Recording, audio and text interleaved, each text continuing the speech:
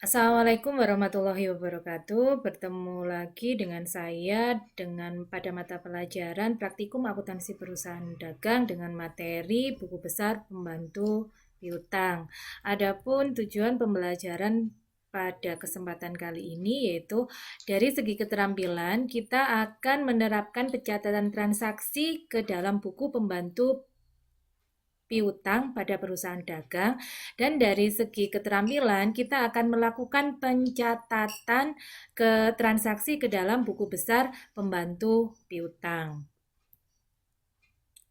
Yang pertama, sebelum melakukan pencatatan, kita akan mengenal dulu apa sih itu buku besar pembantu piutang. Buku besar pembantu piutang itu sama dengan buku atau tempat khusus untuk mencatat perubahan piutang kepada debitor secara individual. Maksudnya di sini yaitu perubahan piutang ke per debitor atau per pelanggan. Jadi pelanggan punya utang ke kita, kita catat per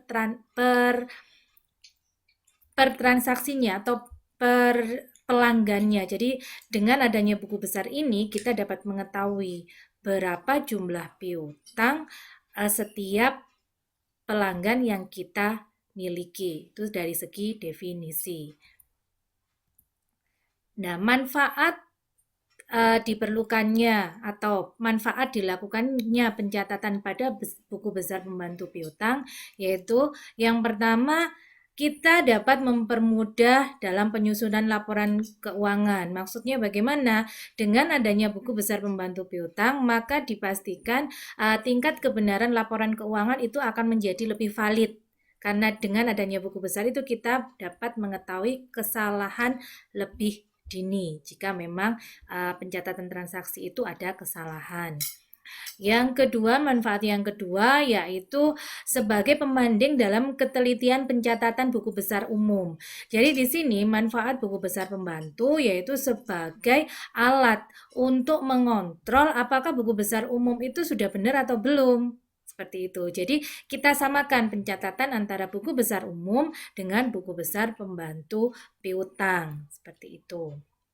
Yang ketiga yaitu mempermudah pencarian informasi mengenai jumlah akun dari pihak-pihak yang terkait. Pihak-pihak yang terkait di sini pastinya adalah para pelanggan atau debitur. Jadi mempermudah kita mencari berapa sih jumlah piutang kita di pelanggan A, B, dan C. Jadi lebih mudah untuk dideteksi. Yang keempat yaitu adanya pembagian tugas dalam pengerjaan akuntansi. Jadi kalau di perusahaan besar itu ada pembagian tugas. Jadi semuanya kadang-kadang bisa dilakukan oleh beberapa orang. Jadi tidak dilakukan sendiri. Seperti itu. Itu ada pun manfaat-manfaat dari dilakukannya pencatatan pada buku besar pembantu piutang. Nah, selanjutnya untuk melakukan pencatatan kita harus tahu dulu sumbernya. Nah, pencatatan pada buku besar pembantu piutang yang pertama kita harus mengenal dulu, kita harus mengingat apa-apa saja yang berhubungan dengan piutang. Yang pertama pastinya adalah sales journal. Sales journal digunakan untuk penjualan secara kredit. Jadi seperti ini sales journalnya itu adalah sumber pencatatan kita. Sales journal ini bukti transaksinya pastinya berasal dari faktur penjualan. Seperti itu. Nah, selanjutnya adalah yang berhubungan dengan piutang lagi adalah jurnal penerimaan kas. Jurnal penerimaan kas ini bukti transaksinya biasanya kita catat ke dalam jurnal penerimaan kas adalah bukti transaksi, bukti penerimaan kas di sini. Nah, biasanya untuk transaksi yang dari jurnal penerimaan kas itu biasanya mengurangi piutang. Dan yang ketiga adalah dari jurnal umum. Di sini transaksi apa yang berhubungan dengan piutang, yaitu transaksi dari retur penjualan. Itu adalah sumber pencatatannya. Nah, ini adalah contoh pencatatan buku besar pembantu piutang.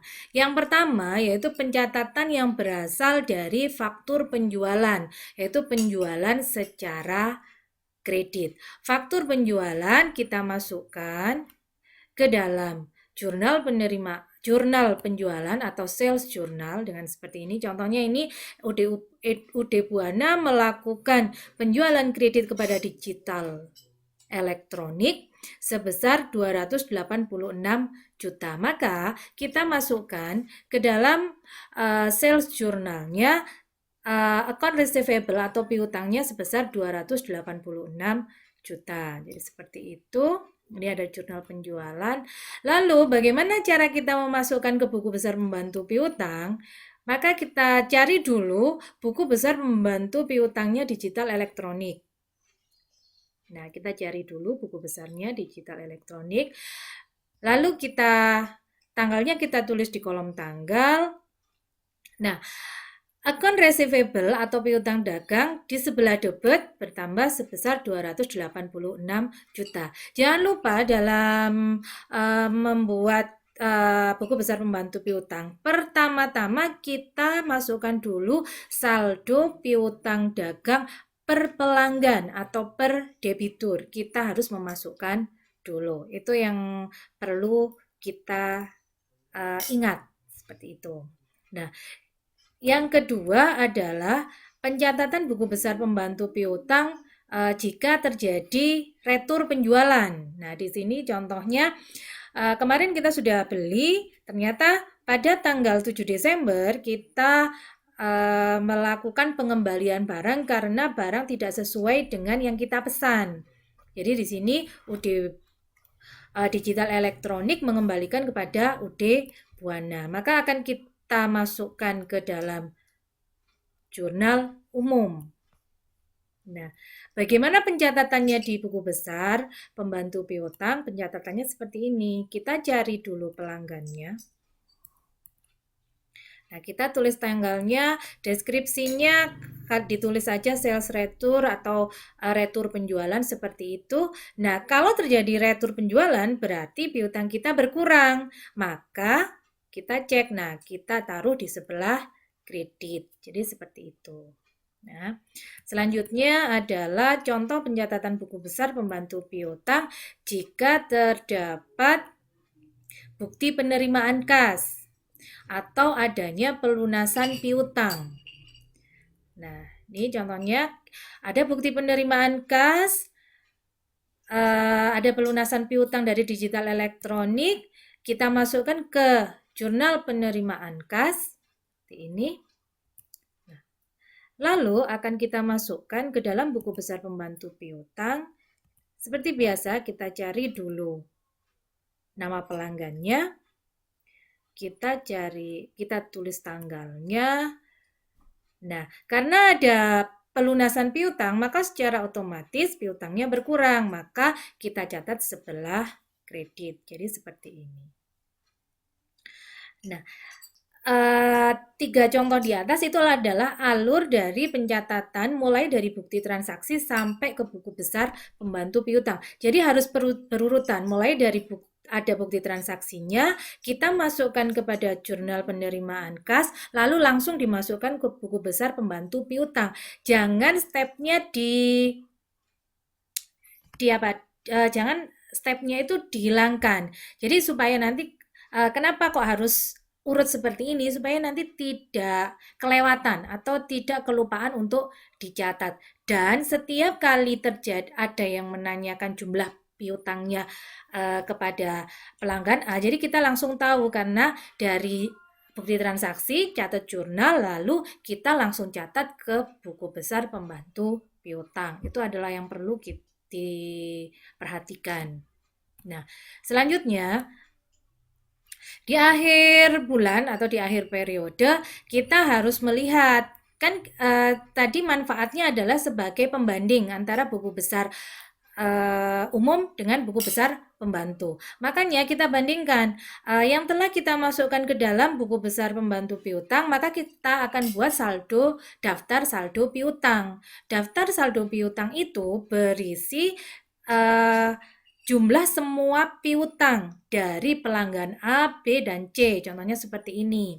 Nah, itu kita bandingkan dengan buku besar umum, buku besar piutang yang umum. Jadi saldonya antara buku besar umum piutang dagang dengan daftar saldo piutang, maka harus balance, harus seimbang. Itu berarti pencatatan kita tidak ada yang salah, seperti itu. Nah, sekian pembahasan materi tentang buku besar pembantu piutang. Untuk kuis dan soal evaluasi akan saya share di dalam grup. Semoga materi kali ini bermanfaat. Wassalamualaikum warahmatullahi wabarakatuh.